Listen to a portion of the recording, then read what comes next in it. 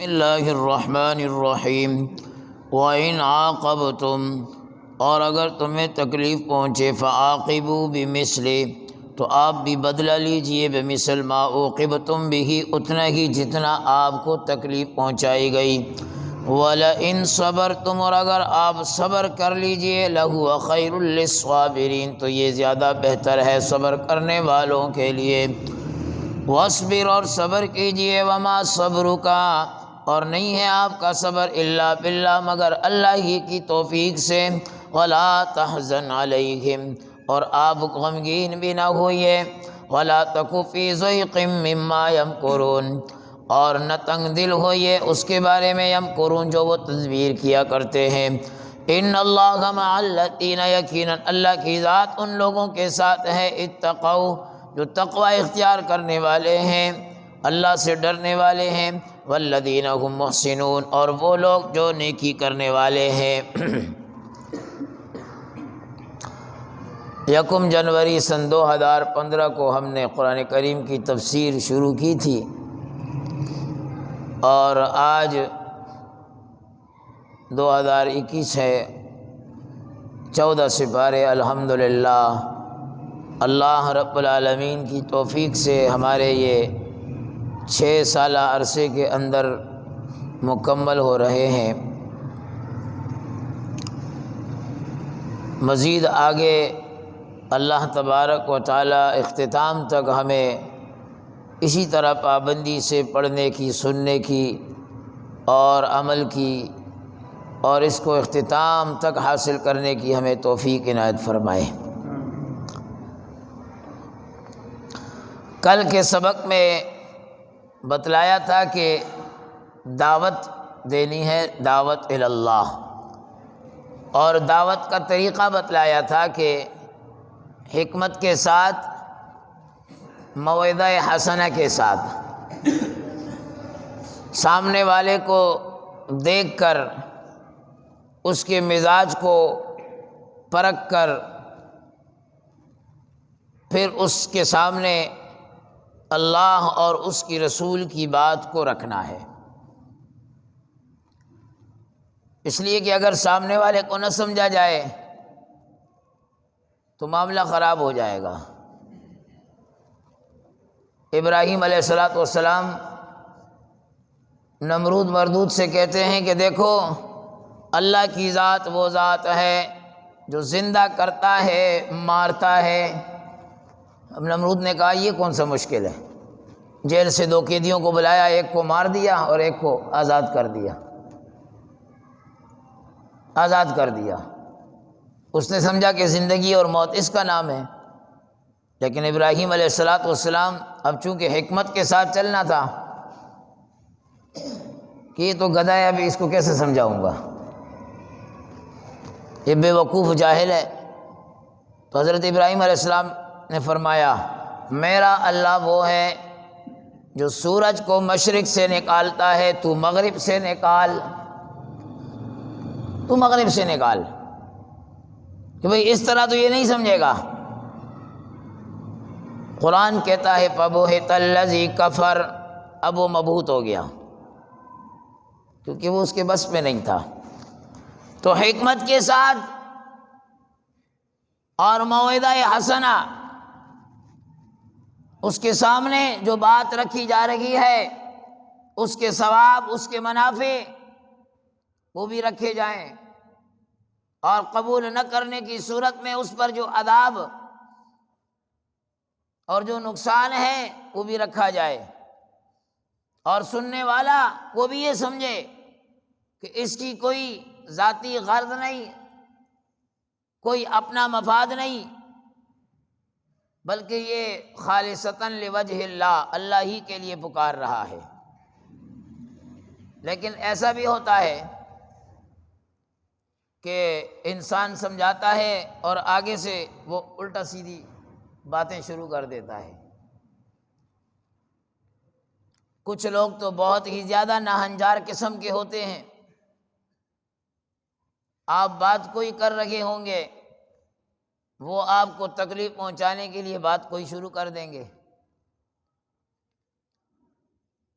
تو لازماً انسان کو پھر غصہ آتا ہے، یا ان کی طرف سے جو تکلیف پہنچتی ہے تو انسان پھر اس تکلیف کا ازالہ کرنے کے لیے، مفسرین فرماتے ہیں کہ ان آیات کا شان نزول کچھ اس طرح بھی تھا کہ احد کا معرکہ ہوا اور 70 کے قریب بڑے بڑے کبار صحابہ کرام وہ شہید ہوئے، اور صرف شہید ہی نہیں ہوئے، پیغمبر کا اپنا ام محترم چاچا حضرت حمزہ رضی اللہ تعالیٰ عنہ وہ بھی شہید ہوئے، اور ظالموں نے ان کی ناک کو کاٹا، ان کے کانوں کو کاٹا، ایک ایک عضو کو کاٹا، مسلح بنایا، پیٹ کو چاک کیا۔ اور جب یہ لاشیں جناب نبی کریم صلی اللہ علیہ وسلم کے سامنے رکھی گئی، آپ علیہ الصلوۃ والسلام جو رحمت للعالمین پیغمبر، جو بڑے شفیق رؤوف رحیم پیغمبر، آج وہ جلال میں آ گئے اور فرماتے ہیں کہ ان لوگوں نے ان کا مسلح بنایا، ایک ایک عضو کو کاٹا۔ میں محمد الرسول اللہ اگر یہ میرے ہاتھ میں آ گئے تو ان کا بھی اسی طرح مسلح بناؤں گا، بلکہ اس سے بھی بڑھ کر ان کو کاٹوں گا، مسلح بناؤں گا۔ تو قرآن کریم کی آیات آ گئی، وَإِنْ عَاقَبْتُمْ فَعَاقِبُوا، اگر آپ کو تکلیف پہنچے، فَعَاقِبُوا، آپ بدلہ لینا چاہتے ہیں، بِمِثْلِ، اتنا ہی بدلہ لیجئے، مَا عُوقِبْتُمْ بِهِ، جتنی آپ کو تکلیف پہنچی ہے، جتنی آپ کو تکلیف پہنچی ہے۔ پیغمبر یہ آپ کیا کر رہے ہیں؟ پیغمبر علیہ الصلوۃ والسلام نے فوراً رجوع کیا، اور چونکہ بات کر چکے تھے، ایک قسم تھی، تو اس لیے آپ علیہ الصلوۃ والسلام نے اس قسم کا کفارہ ادا کیا، اس قسم کا کفارہ ادا کیا۔ فرمایا جتنی تکلیف پہنچی ہے، بدلہ اگر لینا بھی ہے تو اتنا ہی لو۔ ایک آدمی نے قتل کیا ہے تو جیسے قتل کیا ویسے ہی قتل کر لیں۔ ایک آدمی نے کسی کا ہاتھ کاٹ دیا تو جہاں سے کاٹا ہے اتنا ہی ہاتھ کاٹو، زیادہ نہیں، زیادہ نہیں۔ ہاں، ایک آدمی نے دوسری کی ہڈی توڑ دی، اب قصاص میں فقہا فرماتے ہیں بالکل اسی جگہ پر ہڈی تو توڑ نہیں سکتے ہو، اور اگر زیادہ کر دیا تو بھی مجرم ہو گئے، اس لیے اس کا جو جرمانہ بنتا ہے وہ حاصل کر لو، وہ لے لو، وہ لے لو۔ تو جتنی تکلیف ہے اتنا ہی اجازت ہے، اس سے اوپر وہ اجازت نہیں ہے۔ وَلَئِن صَبَرْتُمْ، اور اگر تم صبر کرو، لَهُوَ خَيْرٌ لِّلصَّابِرِينَ، تو یہ بہتر ہے صبر کرنے والوں کے لیے۔ آپ علیہ الصلوۃ والسلام نے تو اسی وقت ارادہ کر لیا تھا کہ صبر کرنا ہے، معاف کرنا ہے، اور پھر فتح مکہ ہوا، آپ کے سامنے آئے، لیکن چونکہ آپ تو پہلے ہی معاف کر چکے تھے، تو اس لیے بعض دفعہ انسان بات کرتا ہے اور آگے سے کوئی اور قسم کا جواب ملتا ہے، تو اس لیے حکمت کو بھی مد نظر رکھنا ہے۔ اور فی زمانہ تو لوگوں کا مزاج بن گیا کہ بھئی ایسی بات کرنی ہے، حالانکہ اس میں اس کا کوئی فائدہ نہیں ہے، بس ایک عادت ہے۔ آج دوپہر ایک نوجوان پینٹ شرٹ بڑا ٹوٹ شوٹ پہنا ہوا آیا اور مجھ سے کہتا ہے، اور ایسا ہاتھ پکڑ کر، شاید اسے ڈر تھا کہ مولوی صاحب مجھے مار نہ دے، نہ جان نہ پہچان نہ کچھ، مولوی صاحب یہ بچے جو پڑھنے کے لیے بیٹھتے ہیں ان کا بیٹھنے کا طریقہ صحیح نہیں ہے، قرآن کی بے ادبی ہوتی ہے۔ میں نے کہا جاؤ یار کوئی اور کام کرو جا کے، خدا کو مانو جو ہے نا، خواہ مخواہ میں یہ شیطانی وسوسے اپنے دل میں بٹھائیں۔ ہم سے پوچھو، فجر سے پہلے بھی پڑھاتے ہیں، فجر کے بعد بھی پڑھاتے ہیں، ظہر سے عصر تک بھی پڑھاتے ہیں، مغرب سے عشاء ہو جاتی ہے، ابھی 1 گھنٹہ کا درس ہوگا، اس کے بعد پھر ہماری 1 گھنٹے کی کلاس لگے گی۔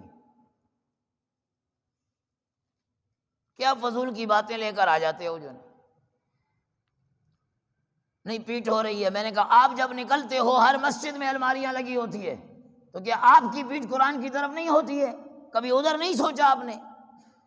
آ کے سبق کے وقت میں آپ سب کا وہ اوقات ضائع کر رہے ہو، تباہ کر رہے ہو۔ الٹے سیدھے سوالات۔ ایک یونیورسٹی سے تعلق رکھنے والے، کراچی یونیورسٹی سے، وہ کہتے تھے یہ جو قالین بچھا ہوا ہے مولوی صاحب اس پر یہ بت بنا ہوا ہے، یہ بت بنا ہوا ہے، اس پہ نماز نہیں ہوتی ہے۔ میں نے کہا جب میں پڑھتا ہوں میری ہوتی ہے تو تمہاری کیسے نہیں ہوتی ہے؟ جو چیزیں ہم تمہیں بتاتے ہیں کہ یہ حرام ہے، یہ پیغمبر کی دشمنوں کی ہے، اس سے تمہارا ایمان متزلزل ہو رہا ہے، اسے تو سمجھتے نہیں ہو۔ تو بعض لوگوں کا ایک مزاج ہے، نہ کام کے نہ کاج کے، بس۔ ایک آ کر مجھ سے کہنے لگا مولوی صاحب یہاں کرسی پہ آپ نہ بیٹھا کرو، مجھے اچھا نہیں لگتا ہے۔ میں نے کہا اچھا کیوں؟ کہا میں سرکاری آدمی ہوں، آرمی سے میرا تعلق ہے۔ تو میں نے کہا یہاں آرمی کا کیا کام ہے؟ یہ کوئی میں نے باجوہ کی کرسی تو نہیں استعمال کی ہوئی ہے جو آپ آ کر مجھے بتا رہے ہو۔ الامان والحفیظ۔ تو قرآن کریم بتلا رہا ہے کہ دیکھو ایسے لوگ بھی، اب امام صاحب، امام اعظم ابو حنیفہ رحمۃ اللہ تعالی علیہ، ابو حنیفہ رحمۃ اللہ تعالی علیہ سارا دن پڑھاتے، پوری رات عشاء کے وضو سے فجر کی نماز پڑھتے تھے،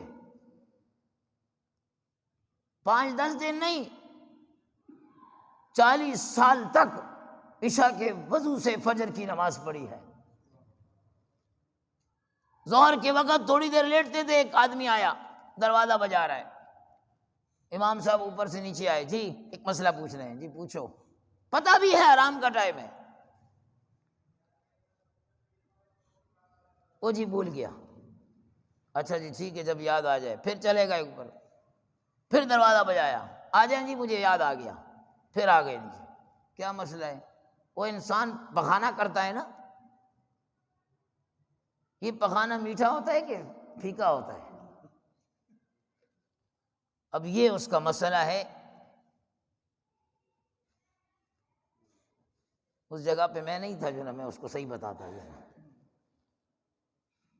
امام صاحب بڑے آدمی، حضرت نے فرمایا کہ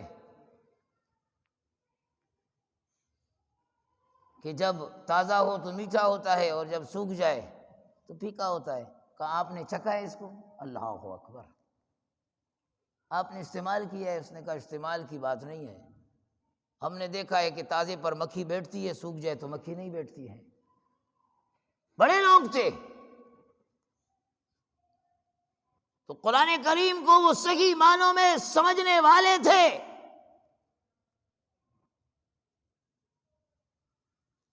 وَلَئِن صَبَرْتُمْ لَهُوَ خَيْرٌ لِّلصَّابِرِينَ، فرمایا اگر صبر کرو گے تمہارے لیے بہتر ہے، تمہارے لیے بہتر ہے۔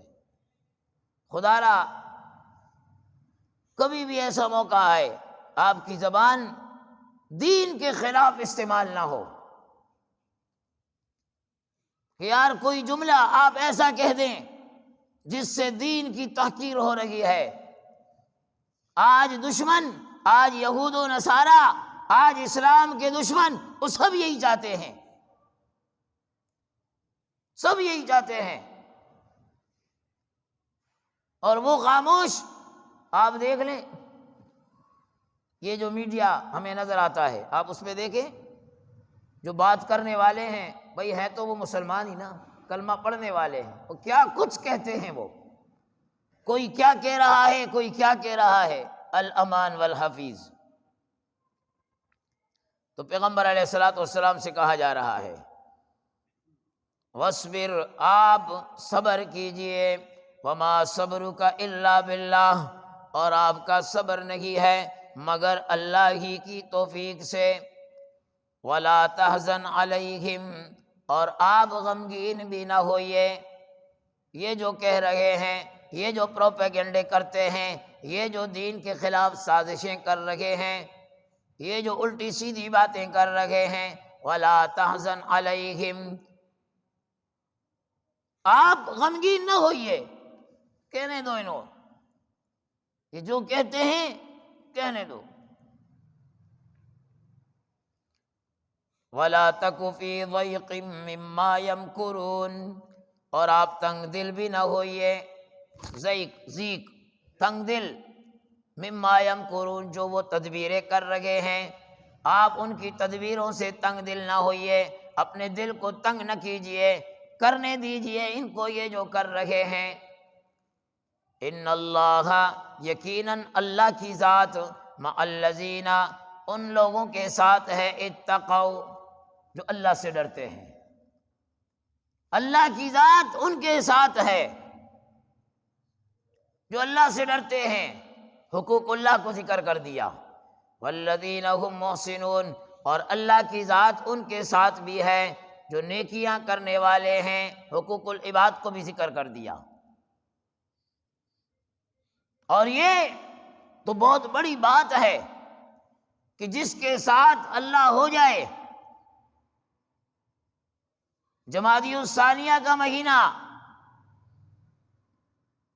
20 ہو گئی، کل 20 ہے، 21 22 کو خلیفہ اول سیدنا ابو بکر صدیق رضی اللہ تعالیٰ عنہ کی وفات ہے، اسلام کے پہلے خلیفہ۔ غار ثور میں جب گئے، غار ثور میں کوئی 5000 فٹ کی بلندی پر ہے، غار حرا کوئی 2500 فٹ کی بلندی پر ہے۔ قربان جائیں حضرت ابو بکر صدیق رضی اللہ تعالیٰ عنہ، اپنے کندھوں پر جناب محمد الرسول اللہ صلی اللہ علیہ وسلم کو بٹھایا، اٹھایا اور غار ثور تک لے کر گئے۔ اس اونچائی میں انسان خود نہیں چڑھ سکتا، وہاں لے جا کر صف کیا، قصہ مختصر، سارے سوراخ بند کیے، حضرت ابو بکر صدیق رضی اللہ تعالیٰ عنہ گھبرا رہے ہیں۔ جناب نبی کریم صلی اللہ علیہ وسلم نے پوچھا ابو بکر کیا ہوا؟ کہا دشمن کہیں آ نہ جائے۔ اپنا خوف نہیں تھا، جناب محمد الرسول اللہ صلی اللہ علیہ وسلم کا تھا کہ دشمن انہیں ذکر نہ پہنچائے، تکلیف نہ پہنچائے۔ تو اس مقام پر پیغمبر دو جہاں نے کیا فرمایا؟ اللہ کا قرآن آیا، لا تحزن ان اللہ معنا، اللہ فرما رہے غمگین نہ ہو، اللہ کی ذات تم دونوں کے ساتھ ہے۔ پیغمبر علیہ السلام فرماتے ہیں جبرائیل وحی لے کر آ گئے ہیں، اللہ اعلان کر گیا ہے لا تحزن ان اللہ معنا، ابو بکر اللہ تمہارے ساتھ بھی ہے اور اللہ میرے ساتھ بھی ہے۔ اور جس کے ساتھ اللہ کی معیت ہو گئی، جس کے ساتھ اللہ ہو گیا، اسے غم کرنے کی کیا پریشانی؟ اسے کوئی پریشانی نہیں۔ والذین هم محسنون، اور اللہ ان کے ساتھ بھی جو نیکیاں کرنے والے، نیک اعمال کرنے والے، اللہ ان کو بھی نہیں چھوڑتا، ان کو بھی نہیں چھوڑتا، نیک اعمال کرنے والوں کی مدد کرتا ہے۔ اور کئی موقعوں پر